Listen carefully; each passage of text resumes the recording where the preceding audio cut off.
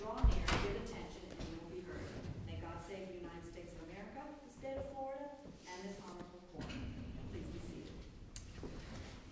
Good morning, everyone, and welcome. If you are the appellant, you will have 20 minutes, and I can reserve some of that time for rebuttal for you. And if you're the appellee, you get 20. So if you're the appellant and you let me know you'd like to reserve some time, I'll try to keep track of that for you. Our first case this morning is Rivera versus School Board of Lee County.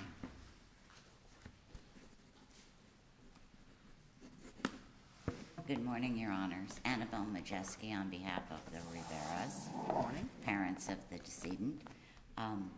If I may, I'd like to reserve 6 minutes for rebuttal. Okay. Thank you. May it please the court, there's two issues before you here today. The school board received a summary judgment on the negligent routing of the school bus count, and also the plaintiff's expert as to the negligence of the school bus driver. His testimony was excluded. The first one is de novo, and the main issue there is, was the school board entitled to sovereign immunity on the routing of the school bus? In other words, is routing a school bus a planning level decision, or is it an operational level decision? So you would agree if it's planning level, then summary judgment was appropriate, and that's the end of it? Yes, Your Honor, that cases all say. How is the route different than the location of a bus stop? Yes, but the appellee relies mainly on the bus stop cases. The cases cited, such as Orlando v. Broward County and Harrison v. Escambia, in those cases, they said that the bus stop was a planning level decision. But the main reason it seems to me that the school board had sovereign immunity is because the dangerous condition that may or may not have been created by the bus stop was obvious. And so they had no duty as far as that goes. And also in Orlando, they were challenging, the mother was challenging the times that school started and ended. And the main complaint there was that if school started earlier and finished earlier, they would be avoiding the rush hour traffic, which was the main traffic problem at that bus stop. And of course, when to have school in session is a planning level decision. And in Harrison, the accident wasn't at the bus stop. And also, the court in Harrison stated that the danger exists at every single bus stop where there's traffic. And so it's impossible not to have a bus stop where there's not motor vehicle traffic. But doesn't the same thing apply to the routing of the bus? The Supreme Court in Harrison makes the following statement. In deciding on the location of a school bus stop, a school board makes a policy or planning level decision. I'm just having a hard time differentiating between the route the bus takes versus where the bus stops. It just... Well... the bus driver doesn't make that decision. The bus driver's operating the bus. Yes. That seems to me to be operational, but the bus stop location and how you get there, isn't that just classic planning level? Well, the bus stop is, let's say that it is planning, since the cases tell us that it is. Mm-hmm. But how you get from one bus stop to another is a ministerial function, and the bus driver does have discretion as to how she goes from one bus stop to another. Mr. Morgan... The driver in this case was using the route that was designated, correct? Correct. And the driver actually was tried, went to jury trial. Yes. And found not negligent. Correct. Basically because our expert was excluded. So there was no evidence. That might have contributed, or maybe the jury just determined that the bus driver wasn't speeding, wasn't under the influence, wasn't doing anything against the law, and was found not negligent. But the case against the bus driver was, were her actions reasonable and sticking to that bus route? And was the bus route itself reasonable when she could have easily, without any problems, have changed it just to go a little bit further, and where there was a left turn lane where she would only be crossing half of the roadway at one time instead of all of the roadway? But I thought my understanding, and perhaps you could clarify that, I thought that the facts presented that the route that she used was the route that was designated by the school board as the route to be used. Am I mistaken in that Well, assumption? the route that she was using was the one that the computer had said, this looks, on paper, it looks like it's a good route. Mr. Morgan, who was the director of transportation for the school district, said that what happens is the computer generates the route, and then a supervisor is supposed to go out and drive that route to see if there's any problems with it. In this case, they didn't. And then he also testified in his deposition, he said that, and Ms. Harris, the bus driver, at any time could have just gone back to her supervisor and said, I think there's a glitch here, you know, maybe we can go this way instead of over this way. And then later on, Ms. Harris did testify that right after the accident, the route was changed without making it any longer and with no problem whatsoever to her. She just went down a little bit further and turned from the left turn. There was a left turn lane there. So if you don't need to go back to the school board and have a, you know, any kind of decision about it, it's just a question of going to a supervisor and saying, we need to go a block further, or we need to go on, you know, A Street instead of B Street. Well, You're not changing the bus stops, you're just only changing the way that you get from one to the other. there was no dispute about the speed of the decedent driver. There's no dispute that the driver was significantly exceeding the speed limit, correct? Well, the defendant's experts, they testified to that, Corporal Gissendanner and also the accident reconstructionist. Right. There was no conflicting testimony? No, there about wasn't, because there was no eyewitnesses other than, I think there was a deputy who, he wasn't on duty, but he was at a home right by the crash site, and he testified as to what he heard. And So- his testimony was rather compelling, don't you think? I mean, there he is. His testimony was, he's out there, he hears like what it sounds like a motorcycle revving, and he's just waiting, and this car out of nowhere. And so giving further evidence, I would imagine, to the jury that it's unfortunate. It was a tragic accident. I think the decedent, they say about 60, 65 mile an hour, and the way the impact that it actually toppled in the knocked the sideway, bus the over. bus, he went underneath, and unfortunately he was killed. And there was also testimony, was there not, that had he stayed by the speed limit, he could have survived. Yes, and because Could have stopped short of the he collision. could have stopped short. There's no question that, as far as the testimony at the trial goes, that the decedent was negligent. The issue is whether, had our expert testified, there would have been some comparative negligence of the bus driver in not going to her supervisor and saying, we need to change this route. And let's talk about that, because I think you're making a point that the judge erred, that if your expert would have testified, then certainly there would be some comparative. In reviewing through the record, what expertise does your expert hold?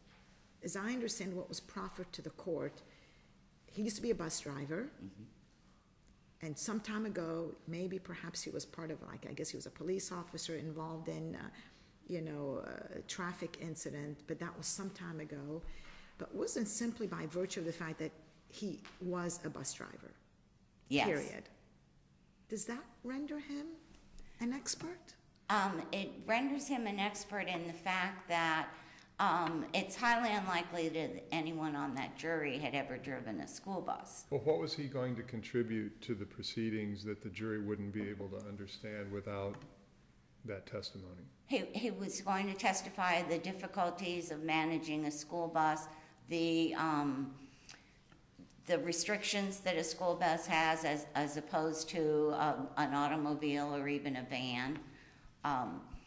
And also, since he was a bus driver for Lee County School District, he could also testify as to how the routing went, and if you did not agree with the routing, how you could then go and change it. What testimony would the expert have provided with respect to the negligence, if any, of the driver of the school bus that was involved? He was going to testify that, in his opinion, a reasonable bus driver would not have attempted to cross that at that particular section where she would have to go across 6 lanes of traffic. That a reasonable driver would have found a way to only cross half the road at a time. Does the driver have the ability to sort of freelance the route once the route is assigned? The driver has the ability to go to her supervisor and say, we need to change this. Well, maybe there'd never been a problem there before with that driver. Was there any evidence in the record that there'd ever been any other issue at that intersection with that driver?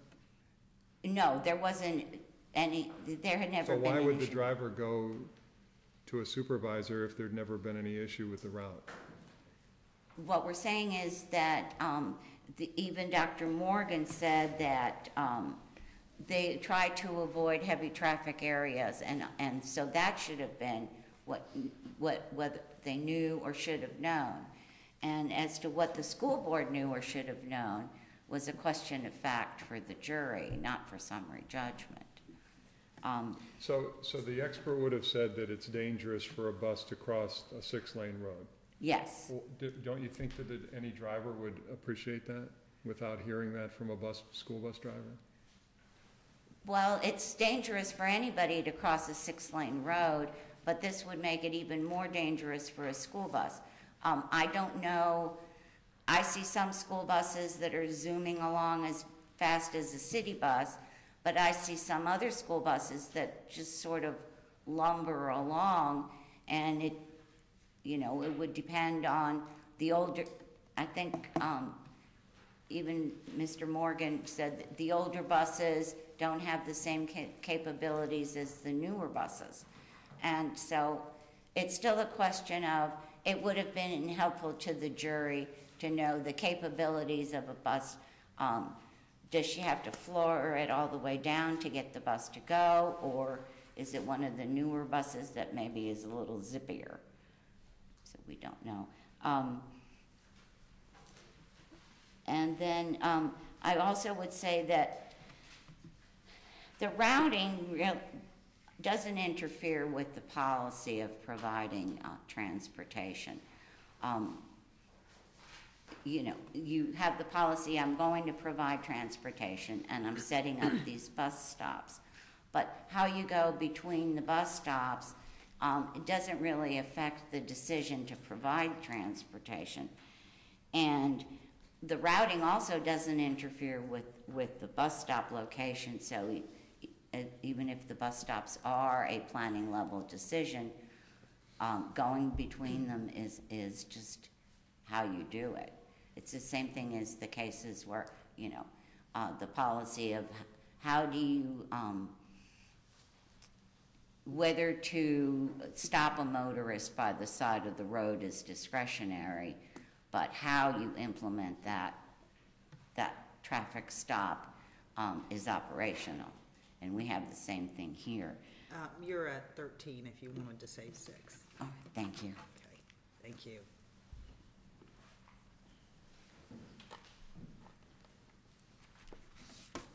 Good morning, may it please the court. Matthew Belcastro on behalf of the Appellant Lee County School Board. I'd like to start with the summary judgment on the sovereign immunity question.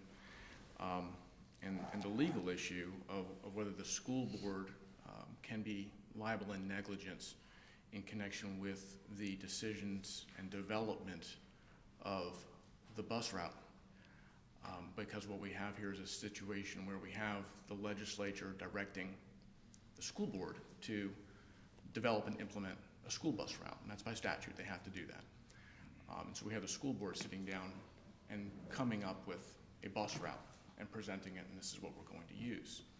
The question is, can a member of the public later come and say that you, school board, were negligent in fulfilling those duties, and can a court of law, as opposed to legislature, second guess that decision, or second guess the decision in which, the manner in which that decision was made? And the courts have uniformly found that the answer to that question is no, that when a governmental entity has to perform some kind of regulatory function by statute, the courts can't challenge that later on. And there was no dispute that the route that was used was the route that was designated by the school board. That is correct. There's no dispute about that. Okay. So the question is what the school board did behind the scenes in terms of developing that route. Can they be found negligent for that? And there are really two ways that the courts have approached this issue, and the one is the topic that's been discussed already this morning, this planning versus operational level. And I think based on the cases that have been discussed so far, we would analogize this to the bus stops. I think it's very similar. And that's the planning versus operational type of analysis. And those cases really turn on the separation of powers issue about whether the judicial branch can go back and second guess the manner in which a governmental entity performs its functions. How do you respond to counsel's statement that, well, yes, this was designated, however, the bus driver had the discretion to go around, to use another route, and by virtue of the fact that the bus driver could do that, it'll take it out of the planning into the operational? Candidly, I'm not really sure how that fits in, because what we have is a lawsuit that against the school board here and the manner in which their route is developed. So in terms of what the school board did in developing the route, I think that's the issue that's protected by sovereign immunity. The question of should the school bus driver gone and done something differently, I think that takes us now perhaps into the expert testimony issue almost. Because there was no evidence, as far as I could tell, presented to the jury that the school bus driver did anything negligent in that type of a fashion. So I think, to the extent that question has to deal with the sovereign immunity issue, I really don't see how that fits in at all. So I don't know if Your Honor wants me to move to the expert testimony. I just wanted you, no, I just wanted you to respond to that. Okay. You can proceed. I hope I have. I mentioned that there are two ways the courts analyze these issues about the development or following a regulatory statute. And the second inquiry is one that this court discussed in great detail in the case of Department of Children and Family Services versus Chapman, and that's from this court in 2009. And that was a lengthy opinion which spent a good time talking about the analysis of the operational versus planning and how difficult it's been for courts to distinguish these two. And in that opinion, the court sort of takes a new approach to the analysis and says, look, when you have a governmental entity charged with performing some function like this, and that case involved a substance abuse licensing issue about whether the public could sue the DCF for a decision in connection with a licensing issue. This court said, well, if the legislature wanted to make a cause of action available to the public, it would have done so in the statute. And as a court, we can't go back and question the decision of the legislature in not including a private cause of action. So I think the analysis is very similar in this case in the sense that the legislature has directed the school board to develop a school bus route. And there are certain standards that have to be met, including, well, they're supposed to pick the safest method.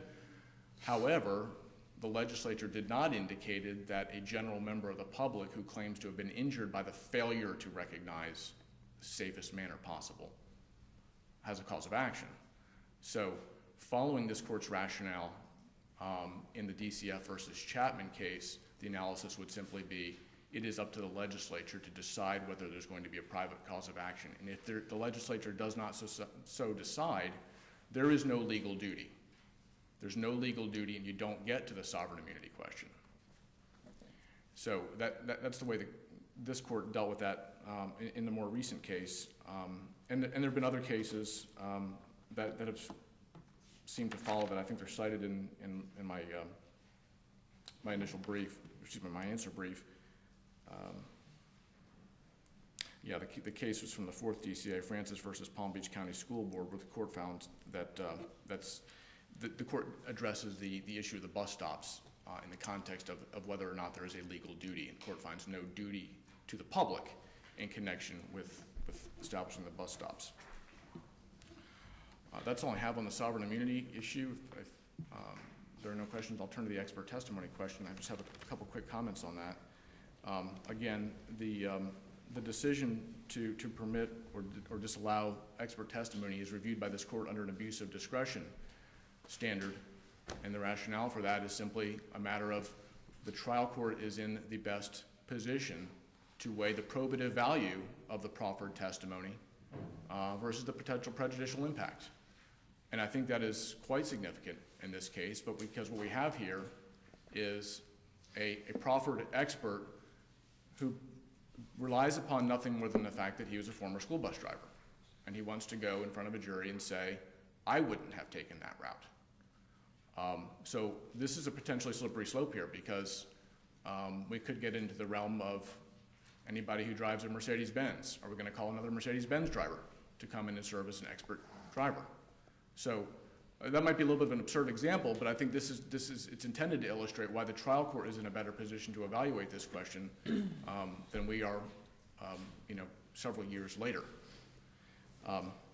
In terms of the actual substance of what was argued in that motion, I think it's important for this court to keep in mind that the proffered expert never visited the scene until six years later. So to the extent that he's going to testify about the conditions of the accident site, how many cars went by, how fast they were going, his testimony is effectively irrelevant. 6 years later, he's got no basis for testifying as to what happened on the date of the accident, whereas there was, in fact, expert testimony based on investigations that occurred the same day, and more testimony from a forensic engineer that occurred 11 days after the accident. That's a type of expert testimony with regard to technical and specific matters that are properly admitted into evidence. The final point I'd like to make is that there really was no offer of specific, discrete concepts that would typically be admitted as expert testimony, as opposed to just a general idea of whether someone was negligent or not. So the decisions, I think, are pretty clear in terms of there's got to be a specific point to the testimony as opposed to a general concept. If there are no further questions, I'll rest of my brief. Okay, thank you. Thank you for your time.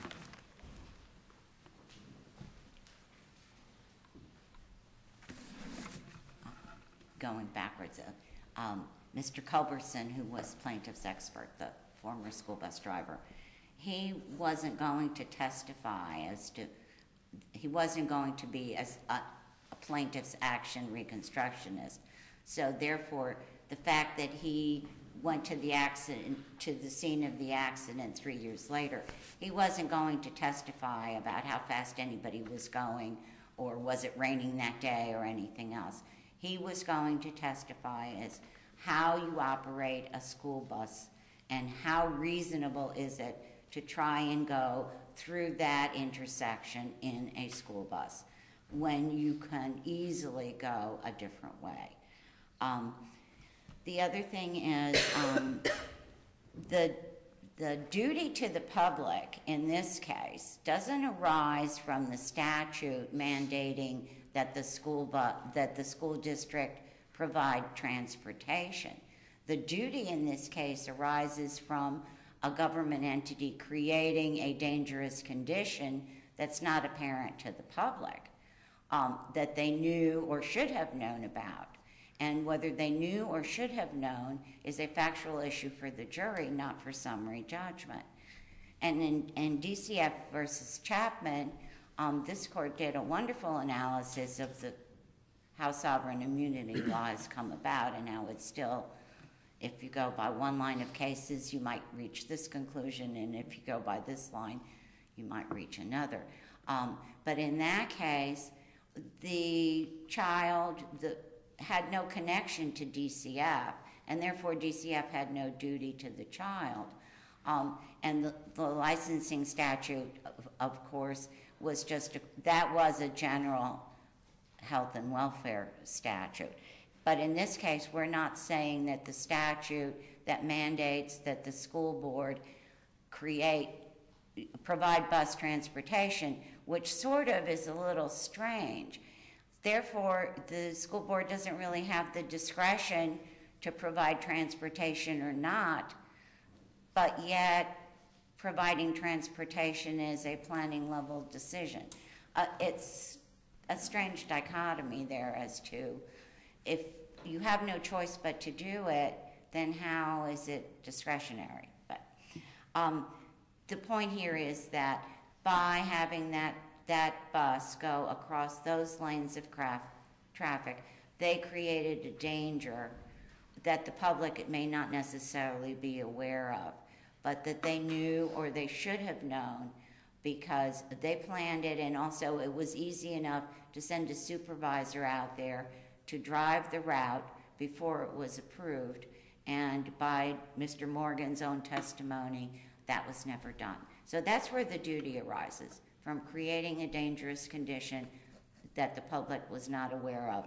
In the Harrison, Escambia County, and the Orlando, Broward County, the danger was apparent, and that was one of the reasons why the government entities had immunity. So we ask you to reverse the summary judgment as to the negligent routing case, and we ask you to find an abuse of discretion by excluding the plaintiff's expert, because it was discretionary to decide whether an expert can testify or not. But in this case, what made it an abuse of discretion was that was the plaintiff's only expert test to refute and to shed some light on whether the bus driver's actions were reasonable. So, and we thank you for your time. Thank you. Thank you. Okay, thank you both.